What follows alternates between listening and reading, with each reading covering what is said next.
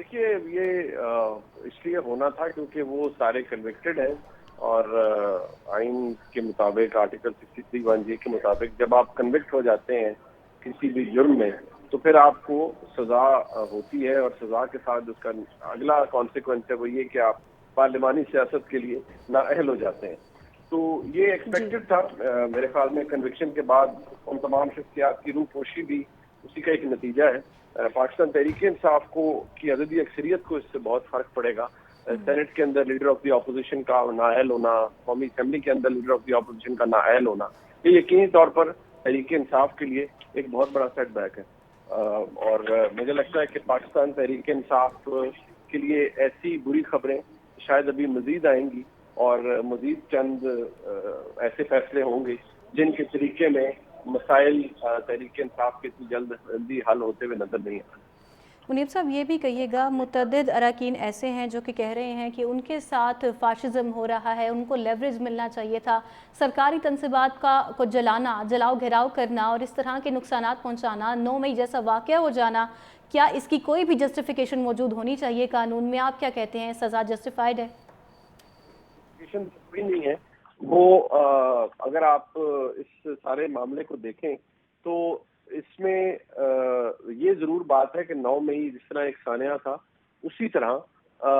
جو اس سانحے کے نتیجے میں مقدمات بنائے گئے، دیکھنا یہ ہے کہ وہ قانونی طور پر مکمل طور پر کیا درست تھے، اور جو فیصلے آئے وہ قانونی طور پر درست ہیں، حقائق کی روشنی میں دیے گئے ہیں۔ سب سے بڑا سوال ہمیشہ یہ تھا اور رہے گا، اور اسی حوالے سے یہ چیز پاکستان کی تاریخ کے اندر بھی اس کی اہمیت رہے گی کہ کیا جو فیصلے آ جا رہے ہیں وہ قانون اور آئین کے عین مطابق ہے۔ اگر ہے تو پھر تو کوئی ایشو نہیں ہے، مسئلہ نہیں ہے، لیکن بدقسمتی سے ہمارے ملک میں ایک تاریخ موجود ہے ایسے فیصلوں کی جن کے اندر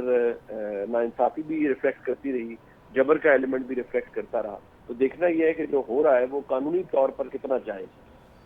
سر، یہ بھی کہیے گا، آرٹیکل 63(1) کے تحت آج ای سی پی نے فیصلہ قرار دیا ہے اور ان کو نااہل کیا ہے، تو تاحیات نااہلی ہونی چاہیے، نااہلی کی کوئی ڈیوریشن اسپیسیفائی نہیں کی گئی ہے، آپ کیا کہیں گے اس حوالے سے کہ کتنے ٹائم تک کسی کو نااہل قرار دیا جانا چاہیے ای سی پی کی جانب سے جب کبھی ایسا فیصلہ آئے، عدالتی فیصلہ، اس کے بعد؟ دیکھیے یہ نااہلی 5 سال کی ہے، جی 5 سال کے لیے نااہل ہوں گے، کنوکشن 5 سال کے بعد آپ دوبارہ پر انتخاب لڑ سکتے ہیں، لیکن 5 سال کی نااہلی بھی بہت بڑا سیٹ بیک ہے کسی بھی پارلیمانی سیاست کرنے والے شخص کے لیے، اور تحریک انصاف کے لیے یہ ایک بہت بڑا ایشو تھا، ہے اور رہے گا۔ میں دوبارہ عرض کروں گا کہ یہ صرف وقت بتائے گا کہ یہ فیصلے قانونی طور پر کتنے درست ہیں اور ان کے اندر کتنا سکم ہے،